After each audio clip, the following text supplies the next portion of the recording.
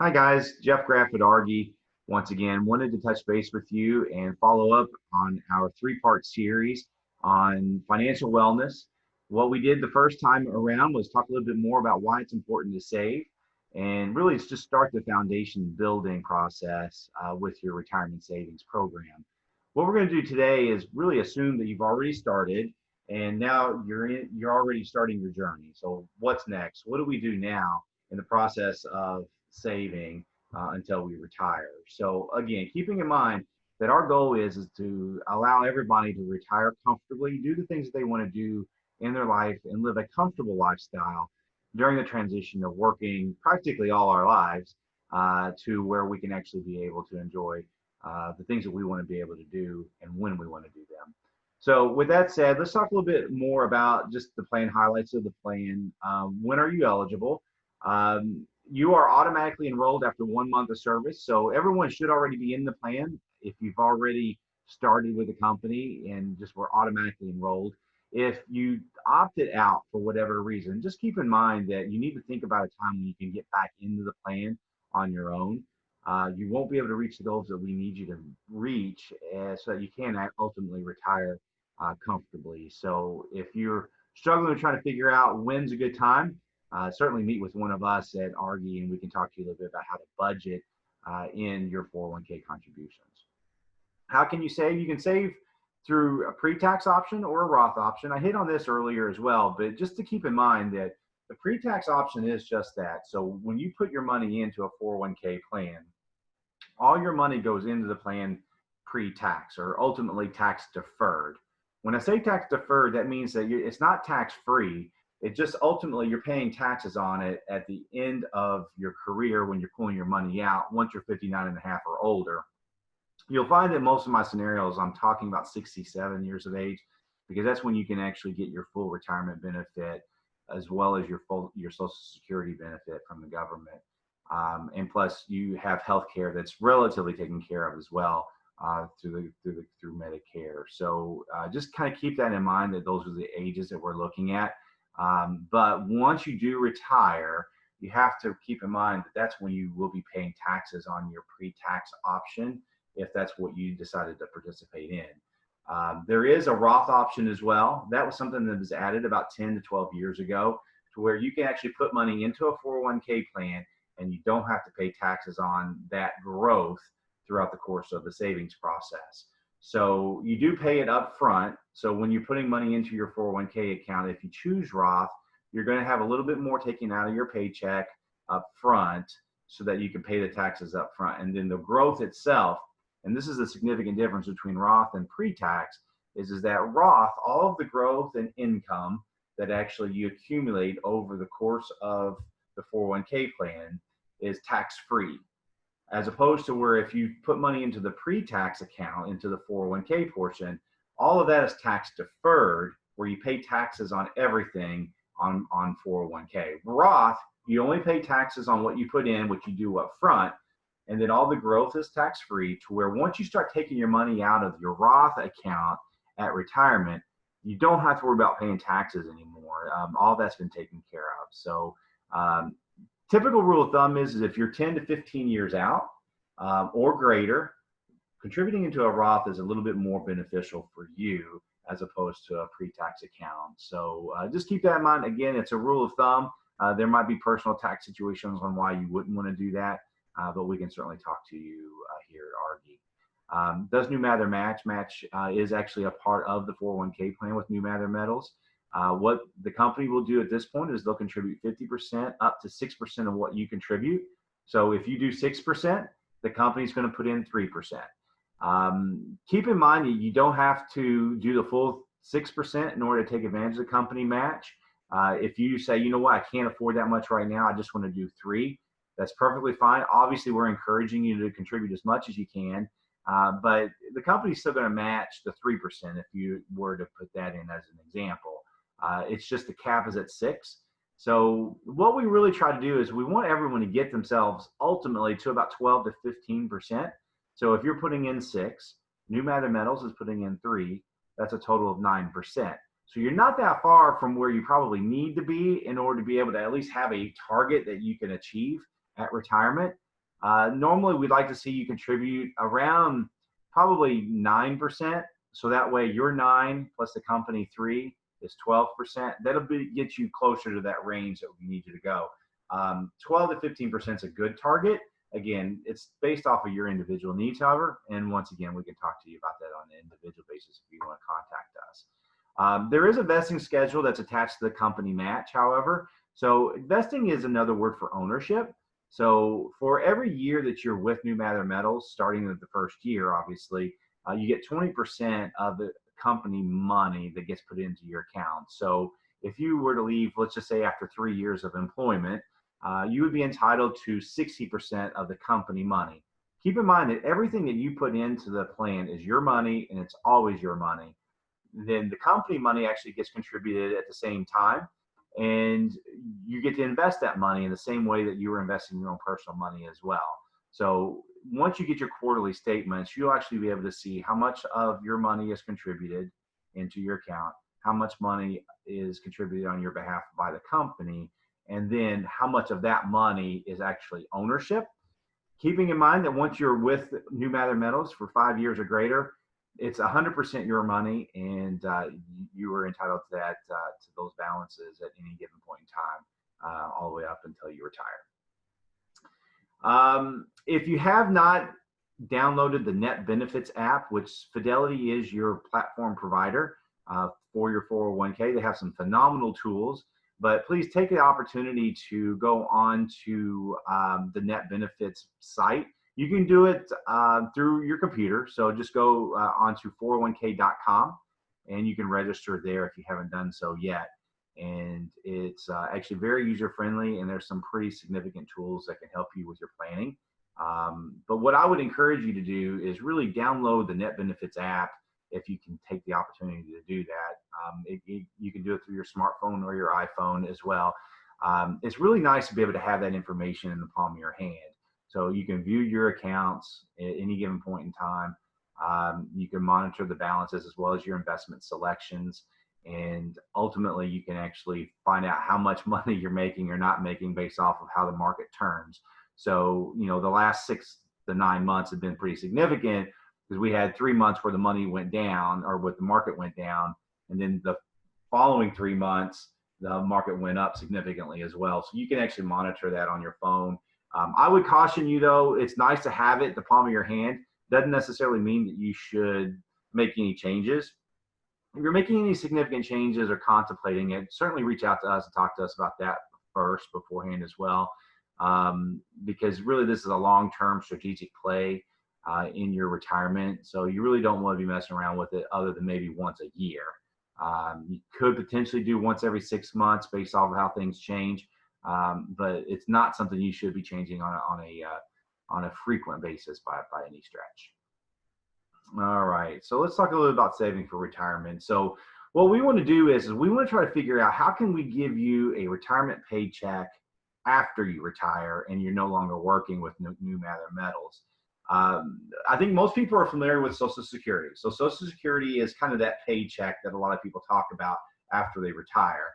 So the national average of Social Security paychecks are usually between $1,600 and $1,800 per person per month. So you can tell that that's actually going to be something that you're not going to be able to entirely live on. But what you need to do is you need to try to figure out, okay, let's just say it is $1,600 per month that you're going to get from Social Security. You need to establish how much money you truly need. So once you figure out how much money you need and how much you're actually bringing in from Social Security, that gap or difference is really your savings goal. How much that you need in order to be able to live comfortably and pay your bills and do the things that you want to do in retirement. So in this particular example, let's just say that you need $3,600 a month in order to retire comfortably. That's going to end up being around about almost $40,000 a year. In that particular case, if that's what you need, about $1,600 of that's going to come from Social Security. So the difference of that is going to be about $2,000 a month that you need to retire on. So if you look at this grid, for example, you'll notice that right in the middle, if you've established you need $2,000 a month of extra income, that's going to end up being an extra $24,000 a year.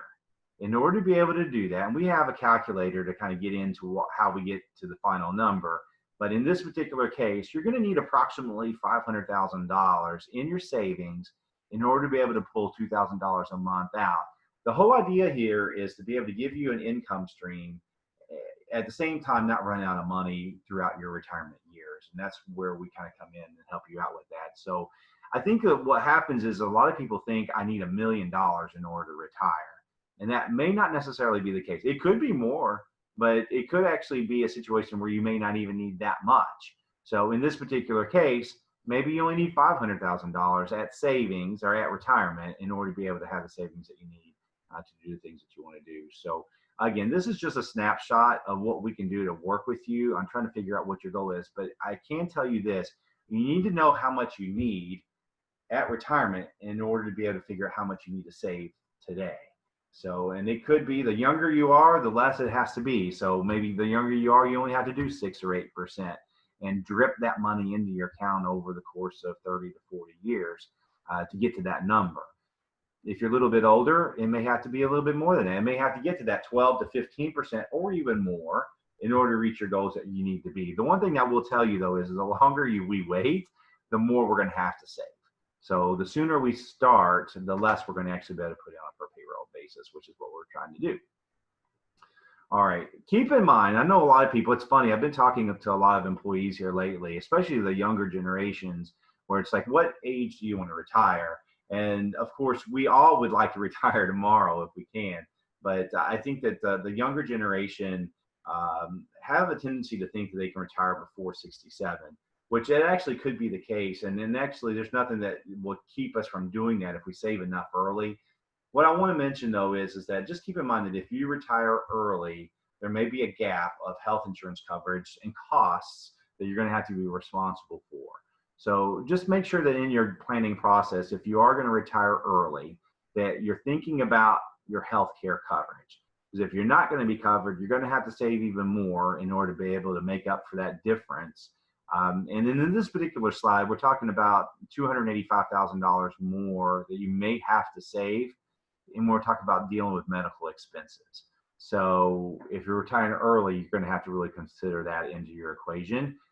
But, you know, medical expenses are, you know, getting more and more expensive, if you will, as we get older. So just keep that in mind as you're getting closer to retirement, that you may have to save a little bit more than what you had originally anticipated in order to be able to cover your healthcare costs.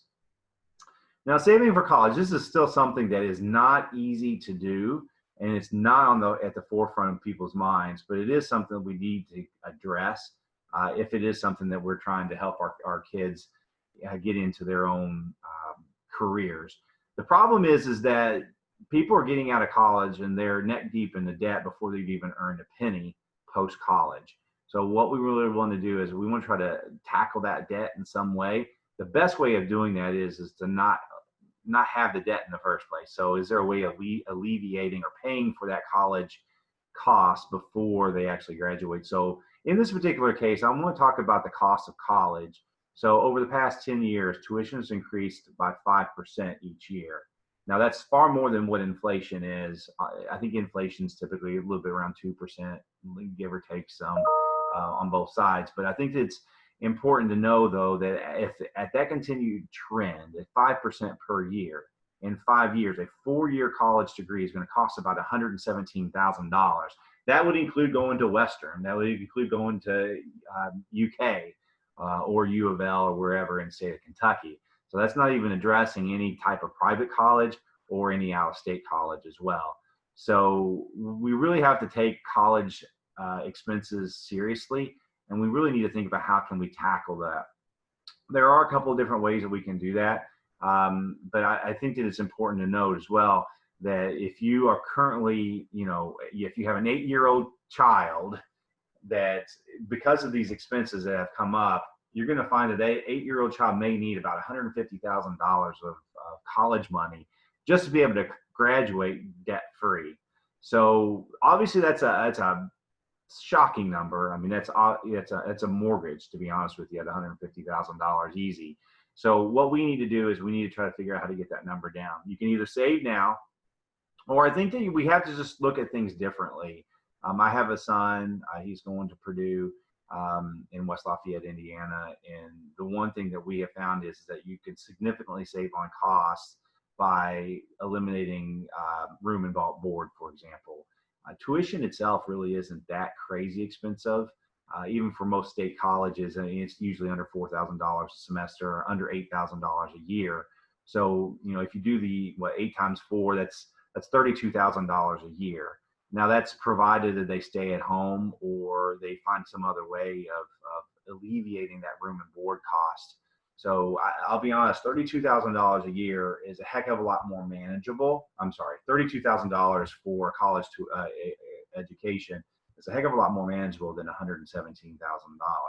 Or in this particular case, if you have a child that's under 10, $150,000. So get creative. Try to convince your child that they don't necessarily have to live on campus. That could be a tough sell, especially if they're social type of individuals. But we're talking about, you're talking about $70,000 to $80,000 difference by having them stay on campus. That's just one idea. There's some other things we can work with on you guys on that too. But just kind of keep college in mind. So we really don't want to try to keep them from getting into additional debt when they go to school. College savings programs, obviously the best thing to do. What you could do is do a combination of two. I always like doing a combination of things. So I think that if you do save a little bit, even if you can't get to the ultimate number, you'll have some type of a savings account that your student can actually pull from. So start putting a little bit into a 529 savings plan. The nice thing is that it's tax deferred in a very similar way as a 401k plan is. The difference with 529 plans is that as long as they're using it for college, for tuition, books, laptops, supplies apply as well. So it can include laptops, technology. Room and board actually is applied to that as well. So all of those things are actually tax-free if it's used for college. So it's very flexible based off of what the expenses are. And you can really save some significant money by saving through a 529 plan. It is, as I mentioned, flexible. If it doesn't get used for an existing child that you have, you can actually move it from child to child. And if you actually don't use it for child, you can even go within the family too. So you can go to cousins and things like that too, which is kind of nice. Ultimately, you're in control of what you want to do. Here's the other thing too, guys. If you don't use it for college, you can always put it somewhere else. Even if you have to pay taxes on it, you can kind of manipulate the tax bracket that you're in to where even if you do use it for something else, such as retirement, you can do that at some point as well. Or give it to your kids to start off once they finish school, or if they don't go to school, they need to try to get a good leg up. Again, taxes will be applied, but it's still a nice little nest egg to kind of get people started with, which would be nice. Tools and resources. So it's important, like if you're trying to get an idea of how much you need in order to save for college, MassMutual has a phenomenal tool. You can just go in and punch in whatever information that you have, how many children you have, what are their ages, and then how much do you plan on paying for a public college. You can plug it in and it'll tell you exactly how much you're going to need. So it'll factor in inflation, cost of tuition increases over the years. To kind of give you an idea. As I mentioned earlier in the presentation, we're trying to give you an idea of how much you're going to need. So that example where it's like, oh gosh, if I need $2,000 a month, I need $500,000 in savings. Kind of the same thing here. So it's like, if I know that I've got X amount of kids with X amount of years to go, it'll tell you how much you're going to need in order for them to retire. It's pretty handy. Now I'm going to shift gears a little bit and just talk about budgeting again, because this is just a best practice. This is real quick. I'm almost done, guys. But, I may have mentioned mint.com before, but this is something that I highly encourage everyone to take advantage of. This is something that you can actually go online. Again, it's mint.com. You can download this and you can integrate it with your checking account. So it will actually categorize where your expenses are going for budgeting purposes. So it'll tell you exactly how much you're paying for rent, which that's an easy one because that's one payment per year. But the one thing that we don't ever really have our hands around is how much we spend on things like gas, how much we spend on groceries, especially those two things. Gas and groceries are huge.